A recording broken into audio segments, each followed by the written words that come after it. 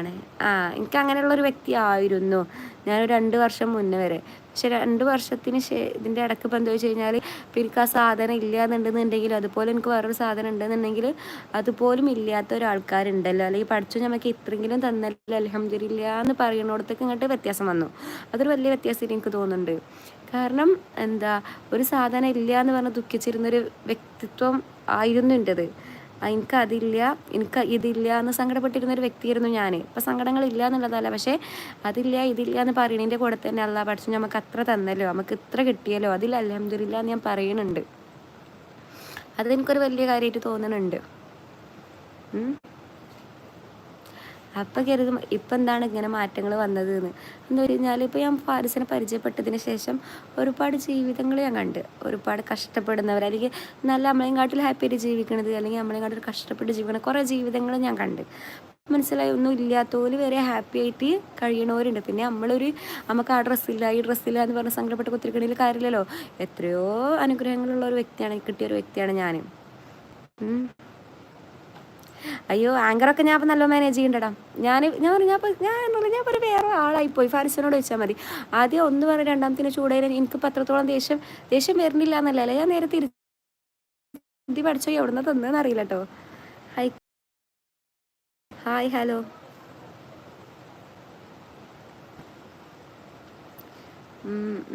അപ്പം അങ്ങനെ ഞാൻ ചിന്തിക്കാൻ തുടങ്ങി. അതെനിക്കൊരു വലിയൊരു വ്യത്യാസമായിട്ട് തോന്നുന്നുണ്ട്. അതില്ല ഇതില്ല എന്ന് പറഞ്ഞ സങ്കടപ്പെട്ടിരുന്ന ഒരു വ്യക്തിയായിരുന്നു ഞാനും. പക്ഷെ ഇപ്പം നമുക്ക് അതില്ല എന്നുണ്ടെങ്കിലും ഇതില്ലേന്ന് അങ്ങനെ നമുക്ക് ചിന്തിക്കാനൊരു ഡൈവേർട്ട് ചെയ്തിട്ടൊരു തോട്ടിൻ്റെ മനസ്സിലേക്ക് വരുന്നുണ്ട്. കുരുക്കുള്ള എഫക്റ്റ് എന്ന് പറഞ്ഞു കഴിഞ്ഞാൽ അപ്പോൾ അങ്ങനെ ക്ലാസ് എടുത്ത് തരുന്നുണ്ടോന്നല്ല, അങ്ങനെ പറഞ്ഞു തരണം അയ്യോ എനിക്കിതില്ല, അതുകൊണ്ടല്ല. അവൻ്റെ കൂടെ കൂടിയതിന് ശേഷം ഒരുപാട് ലൈഫ് കണ്ട്, ഒരുപാട് കഷ്ടപ്പെടുന്ന ജീവിതങ്ങളാണെന്നുണ്ടെങ്കിൽ അത് ഞാൻ കണ്ട്. അപ്പോഴൊക്കെ നമുക്ക് എത്രയോ ഉണ്ട്, നമുക്കൊക്കെ എത്രയോ അനുഗ്രഹങ്ങൾ ഉണ്ട് എന്ന് ഞാൻ തിരിച്ചറിഞ്ഞു. എൻ്റെ അനുഗ്രഹങ്ങൾ ഞാൻ തിരിച്ചറിഞ്ഞു, അത്രേ ഉള്ളൂ. അതിനുശേഷം എനിക്ക് അങ്ങനെ ഒരു എനിക്ക് സങ്കടം ഇതൊന്നും എനിക്ക് വന്നിട്ടില്ല. അത്രേ ഉള്ളൂ കേട്ടോ, അല്ലാതെ വലിയ സംഭവം ഒന്നായിട്ട് ഞാൻ പറയണില്ല. നമ്മളൊക്കെ എത്രയോ ഭാഗ്യവാന്മാരാണെന്ന് ഞാൻ തിരിച്ചറിഞ്ഞു. അത് അവൻ്റെ കൂടെ കൂടിയതിന് ശേഷമാണ് കേട്ടോ. അതിൽ ഓൻ്റെ എഫക്റ്റ് തന്നെയാണ്. കാരണം അല്ലാന്നുണ്ടെങ്കിൽ എനിക്ക് അത്രത്തോളം ഇതൊന്നും എനിക്ക് വരലുണ്ടാവില്ല. ഫ്യൂച്ചർ പ്ലാൻ എന്താണെന്നൊക്കെ വെച്ച് കഴിഞ്ഞാൽ 1.5 വർഷം കൂടി കഴിഞ്ഞാൽ ഇവിടെ നിന്ന് ഇറങ്ങിപ്പോലും എനിക്ക് നിർബന്ധം. അതിനുശേഷം ഇൻറ്റേൺഷിപ്പ് ചെയ്യൽ എന്തായാലും നിർബന്ധമാണല്ലോ. എന്നിട്ട് നമ്മളിപ്പോൾ ഒരു പ്ലാനിങ് വെച്ചാൽ PG എനിക്ക് താല്പര്യമില്ല ചോദിച്ചു കഴിഞ്ഞാൽ, താല്പര്യമില്ലായ്മ എന്താണെന്ന് ചോദിച്ചു കഴിഞ്ഞാൽ സ്റ്റൈപ്പൻഡ് ഉണ്ട്, ഓക്കെയാണ്. ഓൾമോസ്റ്റ് ഒരു 45K അല്ലെങ്കിൽ 50K നമുക്ക് സ്റ്റൈപ്പൻഡ് കിട്ടും PGക്ക് 3 വർഷം. പക്ഷേ സൺഡേ സാറ്റർഡേ ഒന്നുമില്ല, നൈറ്റായിട്ട് മോർണിംഗ് ആയിട്ട് ഫുൾ വർക്കാണ്. അപ്പോൾ എനിക്ക് അങ്ങനെ ഒരു വർക്ക് ഹോളിക് ആവാൻ എനിക്ക് താല്പര്യമില്ല. കഷ്ടപ്പാടാണ് അവൻ്റെ കൂടെ, കഷ്ടപ്പാട് എന്നല്ല ഞാൻ പറഞ്ഞത്. ില്ല ഇന്ന് വരെ ഒരു ബുദ്ധിമുട്ടും ഇപ്പോൾ ഓനെ ഞാൻ ചൂസ് ചെയ്തു എന്നുള്ളതുകൊണ്ട് ഞാൻ കഷ്ടപ്പെട്ട്, അല്ലെങ്കിൽ ഞാൻ എൻ്റെ ആഗ്രഹങ്ങൾ സഫർ ചെയ്ത്, അല്ലെങ്കിൽ എൻ്റെ ആഗ്രഹങ്ങൾ കുറേയൊക്കെ ഞാൻ സാക്രിഫൈസ് ചെയ്ത് ഒന്നും ചെയ്യേണ്ടി വന്നിട്ടില്ല. ഞാൻ ഉള്ളു തട്ടി പറയണം, ഒരു കഷ്ടപ്പാടും എനിക്ക് വരുത്തിയിട്ടില്ല.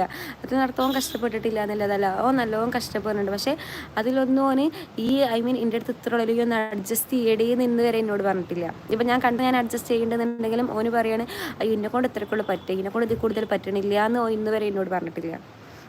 പിന്നെ കഷ്ടപ്പാട്, പിന്നെ എങ്ങനെയാണ് കഷ്ടപ്പെടുന്ന ആൾക്കാരെ ഞാൻ കണ്ടു. മനസ്സിലായോ?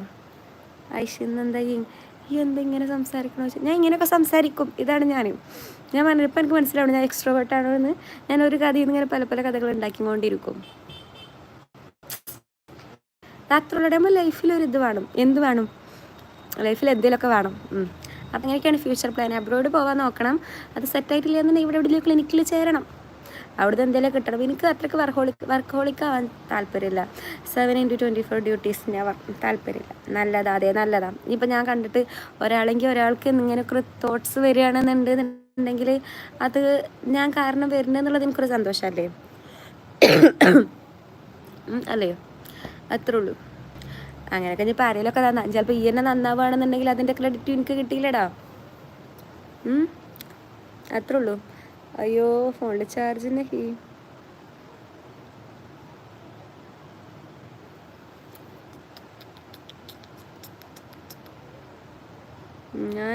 ഈ ഇടന്ന് നന്നായിക്കാം.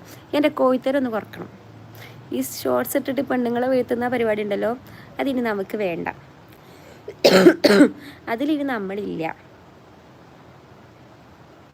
അല്ല എന്ത് പറയണം എൻ്റെ ഫാൻസ്